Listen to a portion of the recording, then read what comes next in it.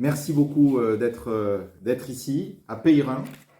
Je remercie très chaleureusement Monsieur le maire, ainsi que Philippe Mopt, qui est mon cousin et qui est membre du conseil municipal ici, Huguette et Jeannot. Donc la famille est présente. Ma grand-mère qui est née à Gaillagosse, dans le Val d'Azun, mais en fait qui a été très tôt élevée à Peyrin. Et donc on venait régulièrement, tous les ans ici à Peyrin, à l'époque quand j'étais gamin, pour voir les oies, les canards, les cochons. Et donc ça me fait très plaisir d'être ici. On était à quelques encablures de Bugard d'ailleurs, alors ça c'est plutôt côté du grand-père maternel. Et puis Galan, ça je l'ai déjà cité lundi dernier quand je me suis présenté, et je vous ai même dit que mon oncle Adrien, qui était demi-mêlé du stade de Bagnéret, aurait dû se présenter aux élections à ma place parce qu'on ne me parle que de lui. Voilà. En tout cas, dans la famille, ça a toujours été une petite tension, petite ironie interne, ceux de la montagne et ceux de la plaine. J'ai toujours entendu ça, et c'était presque devenu une plaisanterie entre nous.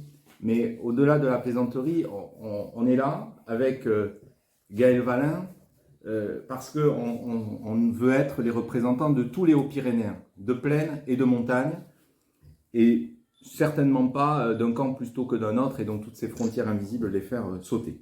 Alors juste en liminaire, avant de évidemment laisser la parole à Gaël Valin, c'est l'objet de notre conférence de presse d'aujourd'hui, de dire un mot pour nous féliciter de la nomination de Madame Elisabeth Borne au poste de Premier ministre.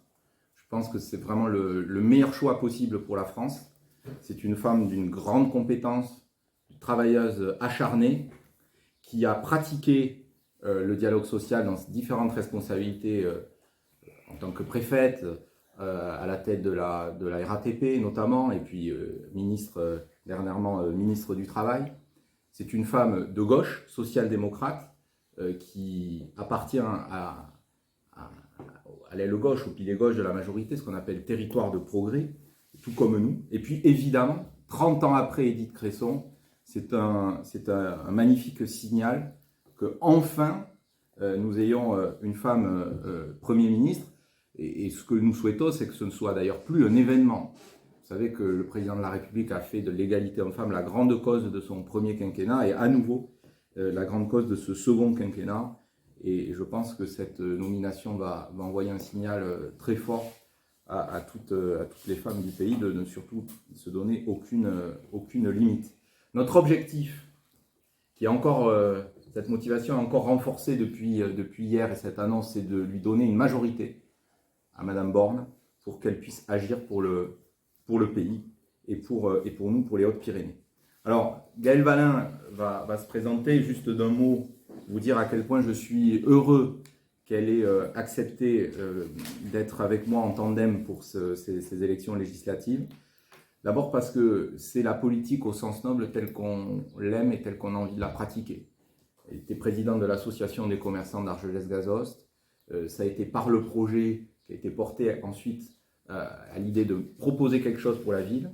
La question des personnes, du leader, s'est posée qu'après, et elle est devenue une sorte de leader naturel, une femme fédératrice à la tête de la commune d'Argelès-Gazost. C'est aussi une femme de conviction, de valeur, de parole, avec des convictions ancrées à gauche, territoire de progrès, tout comme moi.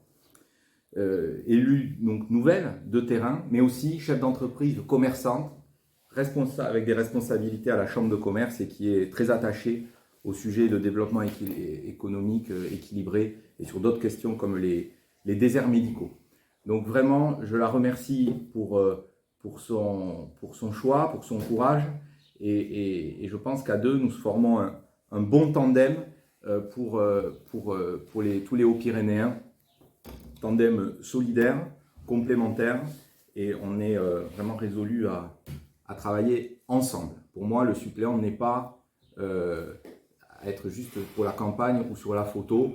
C'est un relais quotidien tout au long, bien sûr, du mandat. Donc je te remercie, Gaël, du fond du cœur, et puis je te laisse la parole, bien sûr. Merci beaucoup, merci pour ces mots. Bonjour à toutes et à tous.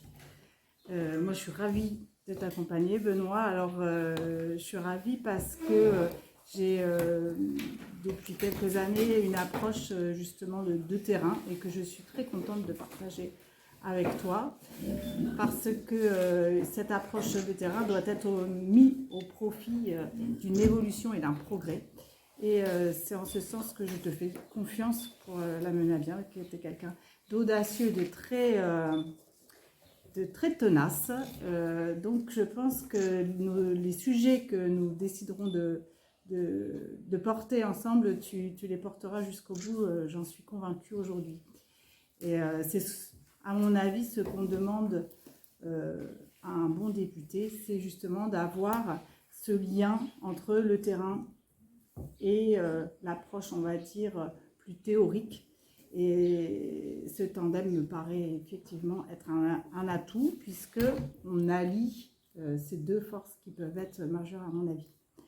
Alors, moi je suis attachée au milieu associatif, à l'économie,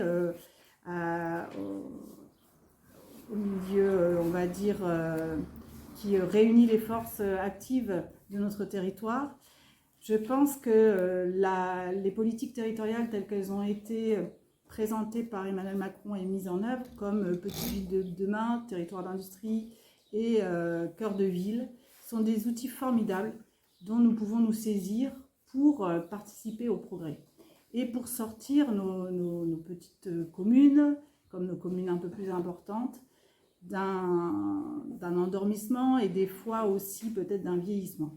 Nous avons quand même sur notre territoire le sujet du vieillissement de la population et moi je trouve que le territoire est tellement beau, a tellement de richesses qu'il faut faire en sorte que nos jeunes puissent rester ou venir s'établir ici.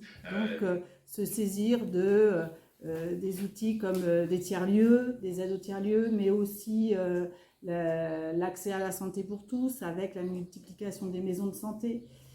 Tout ça, ce sont des infrastructures qui sont indispensables pour bien vivre en ruralité, en montagne.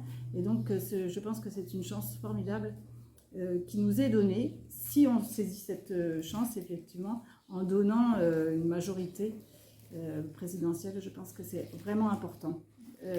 À ceci, je voudrais ajouter que je m'engage pour cette campagne avec beaucoup de cœur. Et malgré un emploi du temps hyper chargé, donc voilà, mais je pense que c'est vraiment important qu'il y ait des élus aussi qui s'engagent et qui montrent que en fait il y a plusieurs voies possibles. Voilà.